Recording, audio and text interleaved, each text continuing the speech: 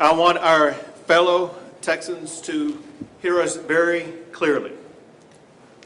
All of Texas is facing an extremely dangerous winter storm in the coming days. A disaster declaration has already been declared for all 254 counties in Texas. Every part of the state of Texas will face freezing conditions, meaning that includes all the way down to Brownsville, Texas, will face freezing conditions over the coming days. Many of those locations across the state of Texas, the high temperature for a day will be in the single digits. The severity of the cold weather that is about to be experienced here in the coming days is unprecedented in Texas history. And we need people across the state to get ready for this extremely harsh conditions that are coming.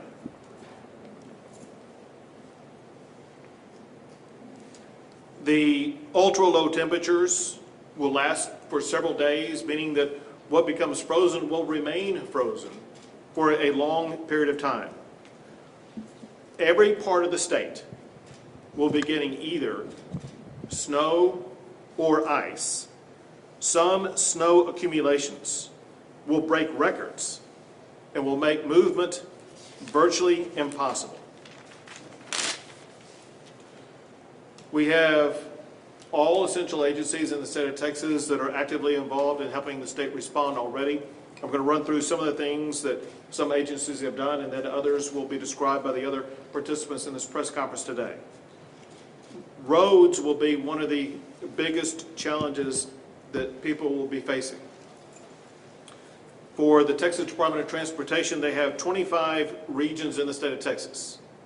All 25 regions are already working 24/7 around the clock to address challenges in those regions. All 25 TxDOT regions have winter weather conditions. I want to give out a number that I think may be showing behind me. There's a website address you can go to, there's a telephone number you can go to find out information about roadways across the state. One on the internet would be drivetexas.org. That's drivetexas.org. Or you can call 1-800-452-9292. Already, there are more than 1,000 roadway segments that have snow or ice on them. And the worst part of the weather storm hasn't even hit the state yet. Over 1,000 pieces of TxDOT equipment are being used, more than 1,600 employees, and 745 snow plows are activated. Pre-treatment for roadways began on Tuesday and has continued since then. All 25 Texas Department of Transportation regions have received pre-treatment on multiple roads in each of those regions. The treatment will help, but I cannot emphasize what I am about to say enough. The effectiveness of the treatments will be limited because of the ultra-low temperature. The temperature will go so low and remain so low for so long, it will mean that there will be many roads across the entire state that will be extremely dangerous and treacherous to drive on. There will also be roads that get closed because of the snow and ice. Road closures typically will be up to either law enforcement or local officials. So it's so important, both with regard to roadways as well as other issues, to listen to and to heed local warnings and local directions. But the state will be working with local officials, as well as the Texas Department of Public Safety will be engaged in the process of closing down roads that are either impassable or that are too dangerous to drive. One thing that's going to happen, and that is there will be people who will venture out, and there will be people who will get stranded. And we want you to know that if you do get stranded, you need to make a call immediately. And the place where you find the number is on the back of your driver's license. On the back of your driver's license, there is a phone number to call for roadside assistance. I will tell you the number now. It's 800-525-5555. Along those lines, the Department of Public Safety Director, Steve McCraw, said, and I quote, "There are no experts when it comes to driving on ice." Some people think they will know how to drive on ice, and there have been some people who've driven on ice before and snow before. But these conditions are so unprecedented in so many regions of the state of Texas. There will be so many other people who have never driven on ice before. And it can be one of the most hazardous things that you can do. Once you lose control of your vehicle on ice, it can lead to exactly what we saw happen in Fort Worth, Texas earlier this week. We as a state, and everybody in this state, we should have several collective goals over the next few days, one of which should be that we will not replicate what happened in Fort Worth, be involved in these mass accidents or any accident of any kind. This is the kind of thing that every Texan has the capability of themselves being responsible for, making sure it does not happen. And that is not getting out on the roads in a way that will cause you and cause others to be involved in traffic accidents. The DPS director also said that all travelers will be very vulnerable. Stranded travelers may be exposed to extreme cold temperatures for long periods of time. Imagine if you're out on the roadway and you run out of gas, or imagine if you're on the roadway and you run into snow and you're incapable of moving. Who knows how long you will be stuck in that position? And the temperature that you will be in may be 10 degrees or less. Your life will be compromised simply because of the harsh weather conditions if you get out and get stuck. There will be people that you can try to call, such as that number that I gave you earlier, such as DPS officers that will be working to help stranded drivers, as well as other agencies. But no one knows how long it may take for them to be able to reach you. And so if you do get stranded, you are putting yourself in a position where your life could be compromised simply because of the ultra low cold temperatures. The Department of Public Safety has already worked on more than 1,000 crashes just since this past Thursday that have resulted in more than 10 fatalities.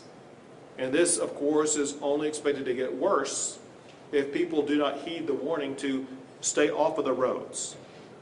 To assist roadways as well as to assist public safety in general, the Texas Department of Public Safety has deployed 3,000 troopers that are working 24/7.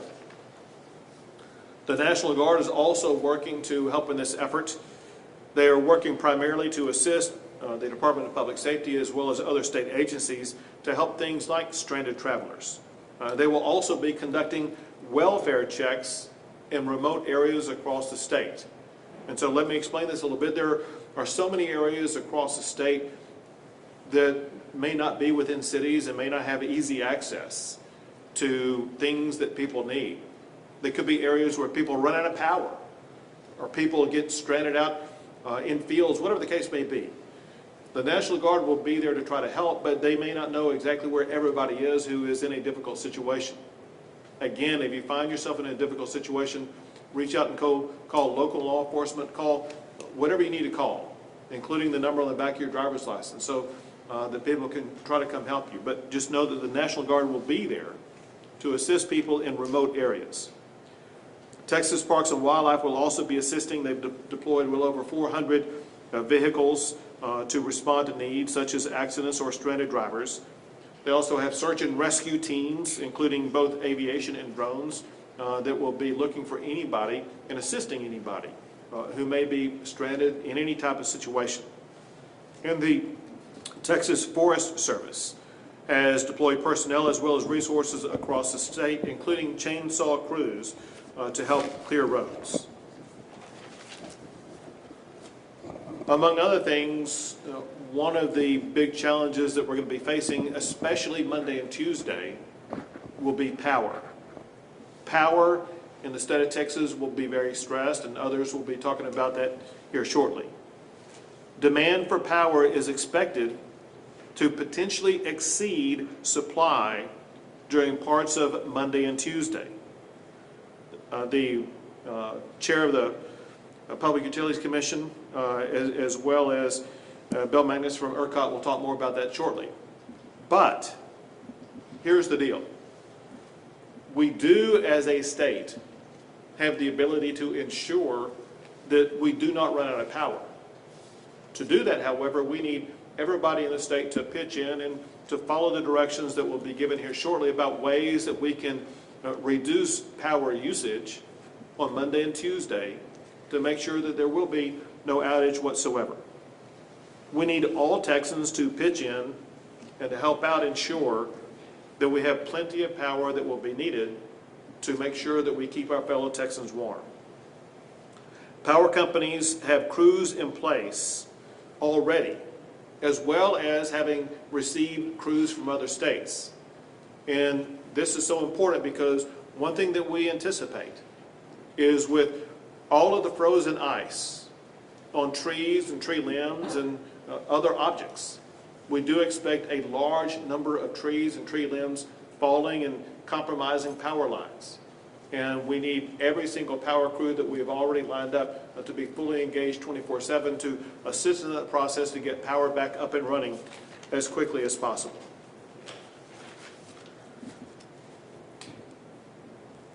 In addition to the state disaster declaration that I've already made, our team has already spoken with the White House and let them know that as soon as we finish our press conference here today, I am asking for a federal emergency declaration, and that formal request will go in momentarily. This is going to be a very challenging time for Texas and for Texans, but it is a challenge that we know that our fellow Texans are up to. And if everyone follows the responsible steps that they themselves can control, we are going to get through this challenge in ways that reduce the loss of life, that maximize our ability to access the power that we need, and that also maximizes the safety and security of everybody in this state. With that, I'm going to pass it to the Chief of the Texas Division of Emergency Management, NIMKID. Thank you, Governor. And thank you to all the Texans that are out there that are staying off the roads right now. I think the highways are going to be one of the more dangerous places to be right now, not only for people driving, but for our first responders, our TxDOT employees, those out there trying to keep the roads open. Please do your part and stay off of our roads for the next few days, if at all possible, because of the severe weather conditions. Also working with our local cities and counties, there are over 30 warming centers that are open at the local level right now.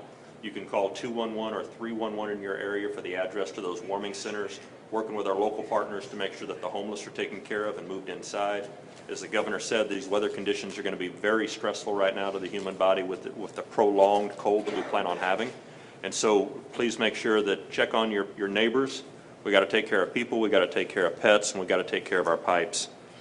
Another thing I want to mention and talk about is carbon monoxide. Every time we have power losses, we lose people to carbon monoxide poisoning. It's a silent killer.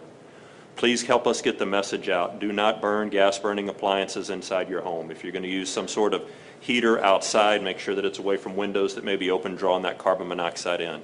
Carbon monoxide is a preventable death. So please, we do believe we have about 16,000 customers without power right now. This could go on for a while. Help us get the message out to be very aware of carbon monoxide. That's all I have, Governor.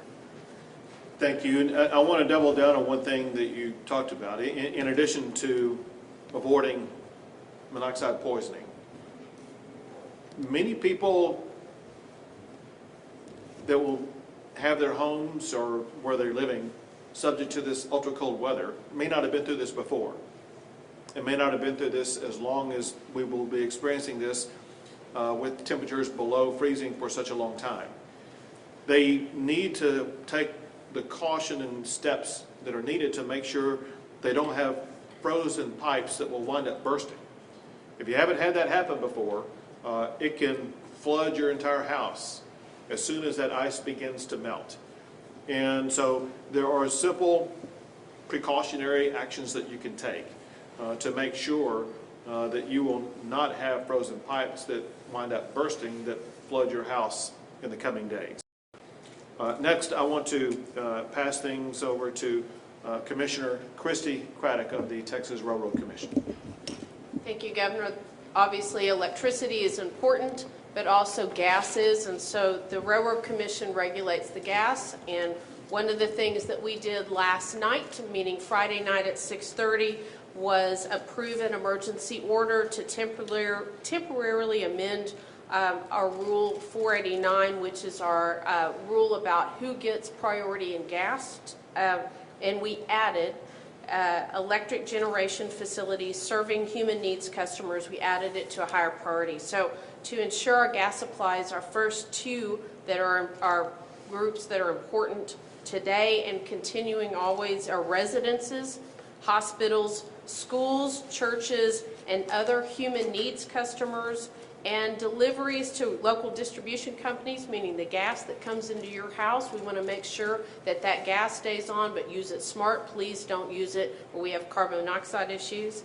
And the other place that we have elevated again is to electric generation facilities which serve human needs customers. So the wind isn't blowing and the sun isn't out right now. So gas and coal and nuclear are very important today to make sure those are on, and we want to make sure that the gas is flowing in the state. So we appreciate people being thoughtful about their use of gas, and be safe with gas. If you have an issue, call your local gas company. Make sure you don't light something or do something you're not supposed to.